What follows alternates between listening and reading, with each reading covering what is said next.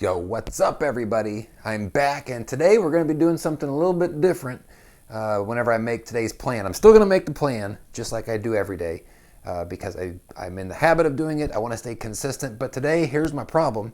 I have a doctor's appointment where they're going to take blood around 12 o'clock, 1 o'clock in the afternoon, and I'm not supposed to eat before that happens, which means that by the time that my doctor's appointment gets done, it'll be 2:30 or so.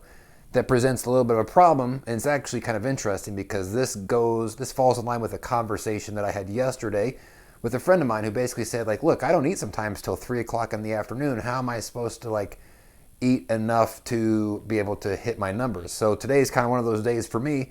I'm not going to be able to start eating till later, but I got to hit my numbers. What do? Well, you eat a lot during the rest of your time, which basically means that whatever you're normally eating, just increase the overall volume. And that's exactly how I've built today's plans. I've done it so that I'm eating more higher calorie food throughout that same window, right? So I'm not eating super nutritious.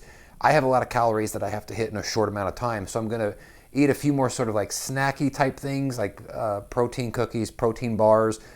Still gonna make sure to hit my protein, my carbs, and my fat numbers, my overall calorie numbers, but I'm gonna have to do it a little bit smarter because I'm losing that entire morning and some of the afternoon already before I can actually start eating. So I'm gonna show you how I built this today whenever you're in these situations. Maybe you're intermittent fasting, maybe you just can't get around to eating until the afternoon. That's how you do it. Eat more during that window, eat higher calorie food. Things that maybe you would consider quote unquote junk food might actually keep you, save your day and help you hit your numbers. So let's take a look at how I built this. All right, so let's do this. So how am I going to eat all this food? How am I going to eat 3,700 calories in such a small amount of time? Well, here's how I built it. It's still going to be a challenge, but doable. So as usual, let's start at the top. My overall goal, if you look here, is about 3,700 total calories. By the time that I finished today's building, you can see I'm 7.4 calories over, which means basically if my calories consumed is 3,701, so my target is right around that 3,700 number. So I've been able to hit that. You can see my protein at the top is over, just like I like it. I would rather kind of flip-flop my fat and my carbs there. My fat is a little bit high at 11.7. So typically what I'd like to see is I like my fat to be over 0 and still in the green, but today's kind of an unusual day. I'm not going to nitpick it. The overall calorie count is good. Let's roll with it. Here's how I built it. As usual, every single day, the first things that I do is I add in my pre and my post-workout meals, and that's exactly what I've done here. My pre-workout is a scoop and a half of protein. My post-workout is a scoop and a half of protein. Now, that right there in itself is already different from prior days where I just do one scoop. Again, I've got to try to figure out how to expand the food that I'm already going to be eating so that I can basically absorb more calories throughout the day. So I'm going to add a half a scoop onto my pre and my post-workout. For my pre-workout, I'm doing the one Quest bar. And then for my post-workout, I'm doing a Pop-Tart, and it says 2 Quest bars.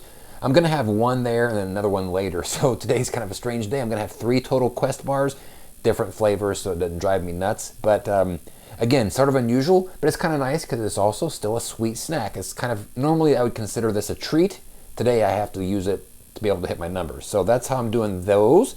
And then you can see here, if I scroll to the top, there's no breakfast. I didn't have a breakfast. I didn't start eating, or I can't start eating today till 2 o'clock or so. So we're going to start with lunch, and we're going to do some of the baked beans, the low-fat baked beans that I did yesterday. I'm going to finish off that can, which left me about 3/4 of a can there. So a nice amount of carbs there. You can see almost 50 carbs for that 3/4 of a cup. So nice there.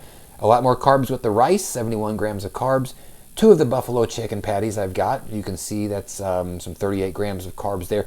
Part of the problem here is I got 500 carbs that I've got to figure out how to eat now in a smaller window. So I'm eating a lot of higher carb stuff during these meals. You can see here is the Greek yogurt plain and then some salsa, and those just kind of go on top. So essentially what happens here is I just have chicken patties and rice and beans. That's my lunch. Oops. Let's go to my dinner. And dinner, I'm going old school. Breakfast for dinner, just doing some cereal. 4 ounces of my Raisin Nut brand, which is my favorite brand, and then 2 cups of milk. Doesn't sound like much, but if you look at the total calorie count, 943 total calories for just that bowl of cereal. That's almost the exact same amount as all of this food for my lunch. People don't realize how many calories are in cereal, but if you're not careful with cereal, or if you're eating the wrong kind of cereal, it can blow your numbers out real easy and you don't even realize it. So a very basic dinner. Let's go down. So that's my lunch, that's my dinner, and my pre and my post workouts. I still got a decent amount of calories I got to fulfill. Let's take a look at that. I got a peanut butter cookie. That's a Quest peanut butter cookie. Again, a lot more sort of like snacky things throughout the day that are more high fat, but I'm trying to just hit my numbers here. 2 pieces of Ezekiel bread, and then it says guacamole. That's actually supposed to be guacamole. I typed it in wrong once and I got too lazy to actually like do anything about it. So it's going to be just a couple of pieces of like avocado toast. I'm just going to put the guacamole on the toast. Very basic snacks. But hey, look, I'm done. That's all that I did today. All I did really was expanded what I was already eating. I'm doing, like, that's a pretty standard lunch for me. Nothing too different there. My dinner, nothing too crazy going on there, right? We've seen that several times. And if you look here, here's where things start to really kind of expand. The scoop and a half of protein there, the scoop and a half of protein here. So that's an extra scoop between those two throughout the day. So that's about an extra 30 grams of protein between those extras. You can see the Pop-Tart, 2 bars here. That's not something I would normally do, but it works in my plan today. And so I thought this was going to be more of a struggle to be able to say, how am I going to eat all of this food within such a short amount of time? I'm going to have to be eating all day. Well, it turns out not. All I need to do is just eat more those times when I'm actually eating, and that's my recommendation to you as well. Hopefully this helps you figure out how to put your plans together. Let me know if you got any questions. I'll be glad to help, and we'll see you.